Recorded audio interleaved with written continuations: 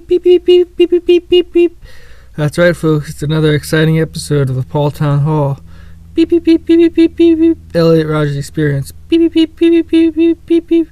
Where we have all your exciting news. Beep beep beep beep beep beep beep beep. In the latest format. Beep beep beep beep beep beep beep. That's right. It's the latest, most greatest news show on Earth. And today we're going to be covering some of the most exciting news. You're going to really be excited that you came here and listened to it. And you're going to say to yourself, at least I know what's going on. Now I'm not uninformed. At least I have a little idea about what the heck is going on here. And that's peace of mind you can't buy. You actually can buy it. Patreon.com/PaulTown for the MP3 RSS feed. And if you guys don't start getting over to there, I'm going to have to start putting half of these behind the paywall. It costs money to do all this research. I'm not just going to Drudge and clicking 10 links and then talking about them for a minute and a half each link. It takes a lot of work here. You think I would have won a Pulitzer Prize if it wasn't hard? That's right. Well, we're gonna get started by a little spooky news. Essentially, the glowing red blood moon in July will be the longest lunar eclipse in a century, and here's how to see it. A blood moon, the longest lunar eclipse of the 21st century, will occur on the night of July 27th and the morning of July 28th. The total eclipse is set to last for 1 hour and 43 minutes, and the eclipse will only be visible in the eastern hemisphere. That's right, it's a blood moon, and it's going to be bloody. Now, don't worry about it, all the myths about blood moons are myths. That's why they're there. They're old wives' tales. There's nothing to worry about. But just something to keep in mind, that there's a big blood moon coming up on July 27th. If you're on the East Coast, you'll watch it and maybe get your old Dracula capes out and go out on the hunt, on the prowl, as I'm sure a lot of Paul Town Hall listeners own capes, because you guys are pretty cool and you're smart and you're reasonable. So anyway, now going back, here's a story that reminds me about my life. It's cops say that a woman forced ex to have sex at machete point. Now it's a kind of a flip on the old. It's a kind of gender bender if you think about it. It's now it's the woman with this sharp pointed object that's forcing the other person to have sex, and we know it's usually the other way around all the time. A machete-wielding Montana woman broke into her ex-boyfriend's home, directed him to disrobe, and then forced him to have sex with her, according to police. Aside from being a personal fantasy of mine, this sort of thing is very sad and really, really screwed up. And I hope it doesn't happen to me. I hope nobody ever did do that to me. Let's see. Jerry Seinfeld doesn't think it was necessary to fire Roseanne Barr. Exclusive for E.T. online. Once again, I'm not going to Drudge and just reading headlines. This is research, and this is a hard podcast to do, so shut up.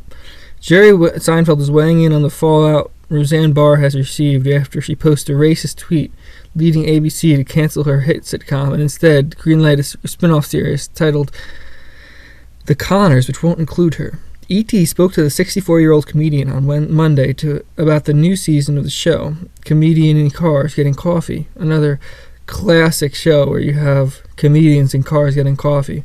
Coming to Netflix, it also got his candid thoughts on the controversy surrounding Barr's remarks. I didn't see why it was necessary to fire her, Seinfeld said. Why would you murder someone who's committing suicide?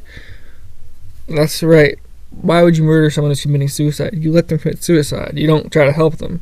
I think that's what he's trying to say. You should have let Roseanne Barr commit literal suicide. That's what he's trying to say.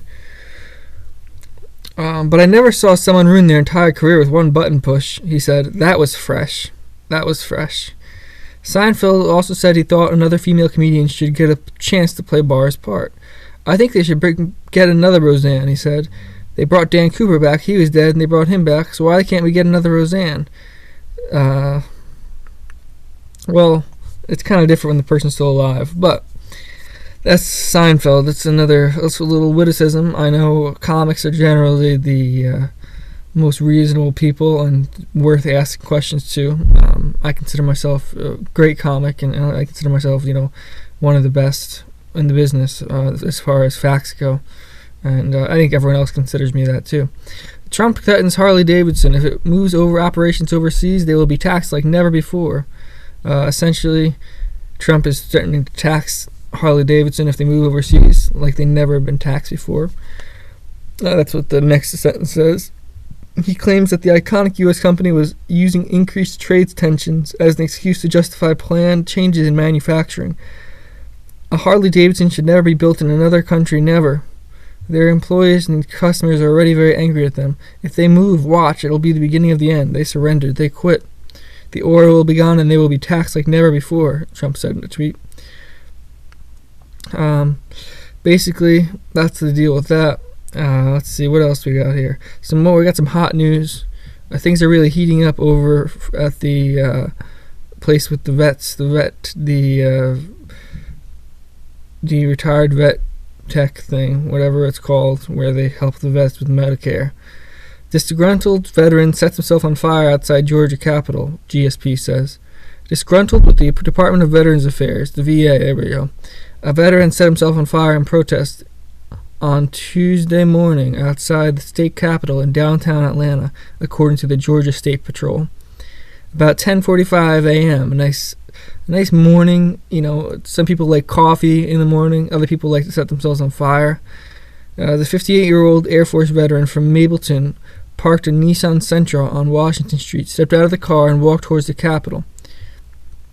He was strapped with some homemade incendiary devices and firecrackers and doused himself with some kind of flammable liquid before lighting the fireworks, he said. Several loud explosions were heard. See, that's the problem with the Air Force. How are you gonna give them good service when they don't even know that fireworks are supposed to be launched? You're not supposed to strap them to your body and blow them up. That's not how they work. That's just kind of stupid. He just turned himself into a living firework. He shot into the air 100 feet. No, he didn't do that. But he blew up. He had firework burns, and ouch, that's gotta hurt. Let's see what else we got. The video, these things are, once again, clown world. We're living in clown world, folks. It's real clown world out here. The video captures man riding hood of car on I-95. Now, the crazy thing about him riding on the hood of car is that he was talking on his phone. And personally, it's stupid just to be on the hood of the car in the first place. It's even dumber to be on the phone, because that's distracted riding, and you don't want to be distracted when you're riding on the hood of a car. And who knows why that happened, but he did it, and he survived. And that was in Florida, of course. Do you really know what your kid's doing on that device? Ariel Miller is clearly annoyed. Her mother is sitting with her on the couch in their Chicago apartment, scrolling through the teen's contacts on social media. "Who's this?" asks Jenna Bivens, a.k.a. Mom. "It's a friend of a friend," Ariel says, "and they haven't talked in a while." "Delete it," her mom says. The 13-year-old's eyes narrow to a surly squint. "I hate this, I hate this, I hate this," she shouts.